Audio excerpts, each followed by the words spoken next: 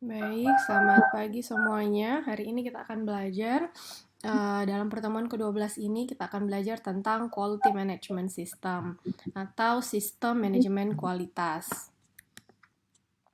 Yang hari ini kita akan bahas,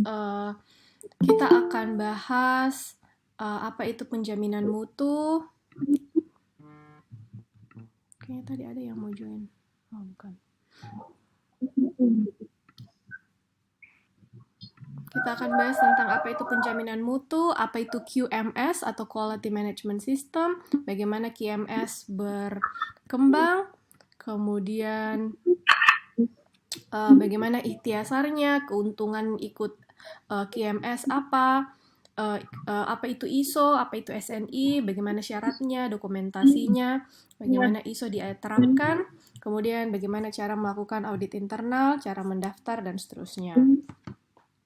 Nah, pertama bisa dibacakan, tolong Tahang, apa itu penjaminan mutu? Halo Tahang. Halo. Ya, bisa dibacakan apa itu penjaminan mutu? Penjaminan mutu atau quality adalah bagian dari manajemen mutu. Difokuskan pada penyediaan kepercayaan bahwa persyaratan kualitas akan dipenuhi. Terima kasih. Jadi penjaminan mutu atau biasa disebut juga quality assurance, nanti kalau kalian kerja di bank atau di perusahaan atau di mana itu selalu ada divisi quality assurance, jadi penjaminan mutu. Kalau di fakultas, penjaminan mutu itu ada di lantai 1. Kok tahu lounge guru besar? Ruangannya guru besar, tahu enggak? Itu tuh yang dekat payung-payung. Nah, sampingnya itu ada LPM. Gugus penjaminan mutu, GPM-nya fakultas. Nah, di situ kantornya kalau di fakultas. Jadi ada unit kerjanya yang memang tugasnya menjaga manajemen mutu begitu. Di hampir semua perusahaan pasti ada. Kalau dia mau dapat sertifikasi, maka biasanya pasti ada divisinya khusus mengenai itu. Nah, Quality Management System, tolong Nur Hakiki bacakan, Ki. Tidak kelihatan slide-nya saya, Bu. Tidak kelihatan? Oh, Iya. Oke. Cuma nama akunnya presentasi Ibu. Oh, kenapa bisa, Dik? Tadi bisa, Iya, Tahang Bu. bisa. Oke, enggak apa-apa. Alda? Halo, Alda? Alda, nyalakan mikrofonmu, Alda. Atau Fadel? Fadel? Jadi toh saya mau kita pakai ini karena kan selama ini satu arah Ji. Kalian Ji yang lihat video kalau saya taruh di YouTube. Nah, saya sekarang mau lihat kalian ini minimal suaramu lah ku dengar. Kodong, nanti kita sudah mengajar setengah semester baru tidak baku kenal. Nanti kita ketemu lagi di kampus. Kok Ji lihat Kak? Saya enggak lihat kok yang mana ini, saya enggak pernah tahu. Mana ini Alda, Fadel? Mana suaramu? Kayaknya dia tidur kembali nih. Atau Jufriadi pale. Jufriadi, bisa dengar? Jufriadi, kasih nyala ki mikrofonmu.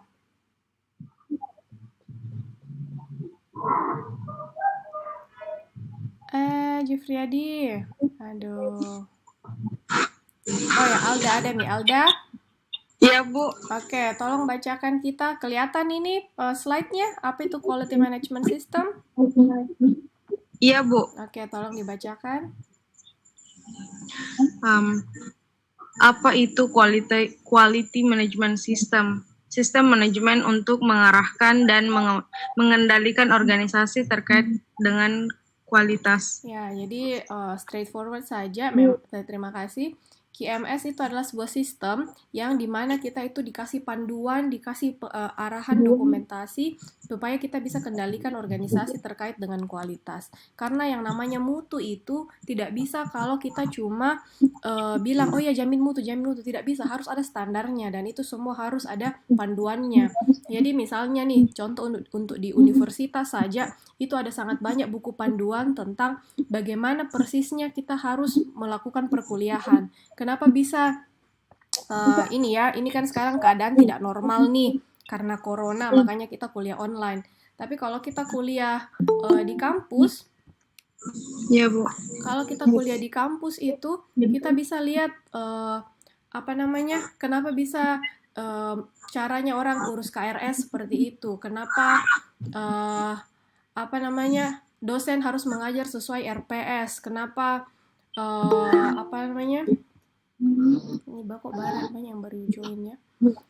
Kenapa bahasnya metode untuk ujian, metode untuk penerimaan mahasiswa baru, banyak hal-hal itu yang sama terus modelnya. Nah, itu karena sudah bagus standarnya, sistemnya sudah ada. Jadi, kalau dalam perusahaan selalu ada panduan, sudah ada tata yang secara baku sudah itu ditetapkan bahwa begini caramu bekerja begitu. Nah, tujuannya itu untuk mengendalikan mutu. Nanti saya akan jelaskan lebih lanjut. Nah, perkembangan dari standar QMS ini atau standar Quality Management System ini sudah lama sekali nih kalau sejarahnya ya. Dari tahun 1920 itu sistem quality management itu dipakai dengan prinsip-prinsip science management, prinsip-prinsip teori manajemen. Kemudian berkembang dengan SQC, kemudian ada ASQ, kemudian berkembang TQM, Total Quality Management. Nah, sekarang ada QMS dan berlanjut terus. Jadi dalam satu abad terakhir itu Oke, selamat datang yang sudah bergabung. Terima kasih sudah bergabung. Jadi yang namanya perkembangan QMS itu sudah berlangsung cukup lama. Oke, bisa tolong saya dibacakan Useng? Halo Useng. Hai Useng Leonardo. Nyalakan mikrofonmu baru bacakan Ki. Apa itu ISO? ISO. Bisa dilihat presentasinya, apa itu ISO? Iya, Bu. Ya, tolong dibacakan. ISO atau International Organization for Standardization memberikan standar internasional untuk produk layanan memfasilitasi pertukaran barang dan jasa di seluruh dunia. Ya, jadi ISO, terima kasih Useng. Jadi ada banyak sekali lembaga untuk menjaga standar untuk berbagai organisasi. ISO ini adalah salah satu organisasi dia internasional yang dia punya berasal dari Swiss awalnya. Dia itu dipakai di mana-mana di seluruh dunia untuk penetapan standar. Tapi sebenarnya lembaga standar itu lembaga penjaminan mutu banyak sekali. Ada SNI, kalau standar jaminan kayak misalnya Unhas. Kalian tahu nggak Unhas itu sertifikasi standarnya apa? Halo, tahu nggak kalau Unhas pernah dapat apa? Ikut dapat dalam sertifikasi apa?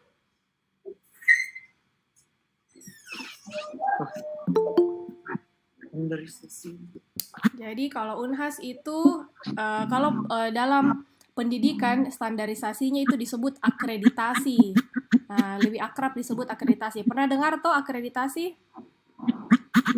Nah, jadi kalau akreditasi itu di Unhas, di ekonomi sendiri itu kita sudah lihat, wah Unhas ini standarnya beda dengan perguruan tinggi lain di Makassar. Kenapa? Karena Unhas sudah akreditasi A, sudah lama ya, dari zamanku kuliah sudah A memang nih, manajemen. Kemudian yang kedua, belakangan ini beberapa tahun terakhir Unhas juga giat mengejar akreditasi internasional.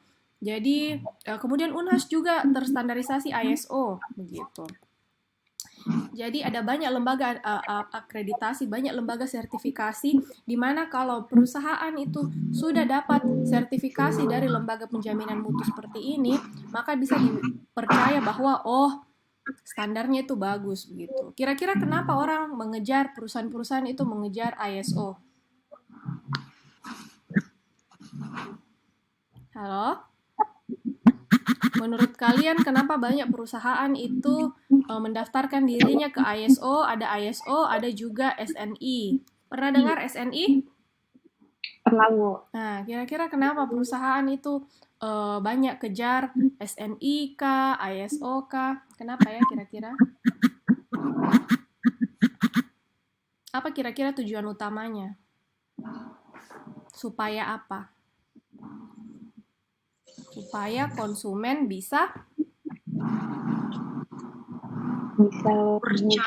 percaya, betul. Itu tujuan utamanya. Tentunya banyak tujuannya orang mau lakukan standarisasi dengan SNI, dengan ISO. Ini konsultan ISO di Indonesia namanya ISO Center Indonesia, managed by IC Cert. Jadi dengan kita ada standarisasi, ada sertifikasi, kita jadi bisa percaya bahwa ini lembaga, ini perusahaan, produknya pasti terjamin begitu, bisa dipercaya. Kenapa ya? Karena dia pasti sudah melalui proses audit, proses pemeriksaan yang panjang tentang kualitas produknya begitu. Jadi kalau kita lihat yang di sini ISO Center Indonesia, jadi ISO itu ada macam-macam. Ini ada beberapa contohnya. ISO 9001 itu adalah tentang Quality Management System. ISO 14001 tentang Management Environment System.